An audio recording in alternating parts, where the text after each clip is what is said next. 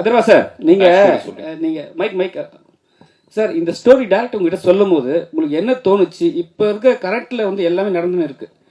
மக்களை வந்து அடிக்கிறதெல்லாம் போலீஸ் தான், பின்னாடி இருக்கிறதெல்லாம் ஆட்சியாளர்கள் தான். ஸோ இந்த ஸ்டோரி பண்ணும்போது நீங்க ஏதாவது டேரக்டர் ஏதாவது சொன்னீங்களா, இல்லை ஏதாவது ஸ்கிரிப்ட்ல ஏதாவது மாத்துனீங்களா? இல்லை சார், செகண்ட் ஹாஃப்ல ஆக்ஷன் பிளாக்ஸ் அதெல்லாம் ஒர்க் பண்ணோம். பட் இந்த ஸ்டோரி வந்து நான் கேட்கும்போது எனக்கு ஒரு விஷயம் பட்டு சார், இப்போ நீங்கள் கேட்ட கேள்விக்கும் ஒரு பதிலாக இருக்கும்னு நினைக்கிறேன். இந்த உலகம் வந்துட்டு ஒரு உலகம் தான் சார், நம்ம எல்லாருமே வாழ்றது. பட் பெர்ஸ்பெக்டிவாக பார்த்தீங்கன்னா 3 உலகத்தில் இருக்கிற மாதிரி இருக்கும். ஒன்று நான் பார்க்குற உலகம், என் பெர்ஸ்பெக்டிவ்ல எனக்கு தெரிகிற உலகம். ஒன்று உங்கள் பெர்ஸ்பெக்டிவ்லேருந்து தெரிகிற உலகம். பட் ரியாலிட்டி என்னன்னா 2 பேரோட ஒரு காமன் பாயிண்ட்ல ஒன்று மீட் பண்ணுறோம் சார். அதுதான் ரியாலிட்டி, அதுதான் நிஜம் உலகம். ஸோ வந்துட்டு இங்கே யார் சார் தப்பு, யார் கரெக்டு? ஸோ யூனிஃபார்ம் போட்டவங்க எல்லாமே கரெக்ட் அப்படின்னு கிடையாது. யூனிஃபார்ம் இல்லாமல் ஃபார் எக்ஸாம்பிள் அஸ்வினோட கேரக்டர் ஆகட்டும், அவர் ஒரு பேக் ஸ்டோரி வச்சு போராடுறாரு. ஸோ அவர் பெர்ஸ்பெக்டிவ்ல பார்க்கும்போது அவர் கரெக்டாக இருக்காரு, என் பெர்ஸ்பெக்டிவ்ல பார்க்கும்போது எனக்கு கரெக்டாக படுது.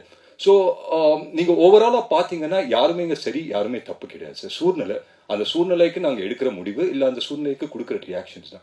அந்த விதத்தில் பார்த்தா I think it is overall entertaining ஃபிலிமாக பண்ணுங்கிறது தான் நோக்கம். அதை பண்ணியிருக்கோம் நம்புறேன் சார். ஏற்கனவே ஒரு 100 படம் பண்ணீங்க நீங்க, அதுவும் சூப்பர் போயிட்டு நல்லா படம் போச்சு. இப்போ இந்த படமும் நல்லா இருக்கு.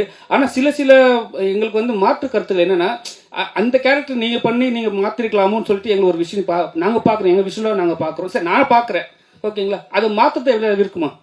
எப்படி சொல்லி என்னன்னா, இப்ப நீங்க ரெண்டு ஹீரோல யாராவது ஒரு ஹீரோ தான் வந்து ஜெயிப்பாங்க. ஆனா வந்து ஒரு விவசாயிக்காக சப்போர்ட் பண்றவங்க ஜெயிச்சா நல்லா இருக்கும்னு நாங்க நினைக்கிறோம். நீங்களும் அவரை சப்போர்ட் பண்ணிருக்கலாம்னு நினைக்கிறோம், வேற ஒன்றும் இல்லை. அவரை பிடிச்சி கடைசியில் காலி பண்றீங்களா? அப்படி இல்லை, மனசளவுல சப்போர்ட் பண்றதா சார், படத்துல வந்து பண்ண முடியல. அதான் சார், இந்த படத்துக்கு ஹீரோயினே தேவையில்லை, ஒரே ஜானர்ல போயிருக்கலாம். அந்த ஹீரோயின் கேரக்டர்னால என்ன ப்ளஸ், ஒரு 2 இல்லை, ஒரு இது இல்லை, ரொம்ப இது இல்லை, அந்த மாதிரி தைரியமா படம் எடுக்கலாமா சார்? ஒரு ஜானருங்கும் போது ஃபாரின் படங்கள்லாம் நிறைய வரும், உங்களுக்கே தெரிஞ்சிருக்கும்.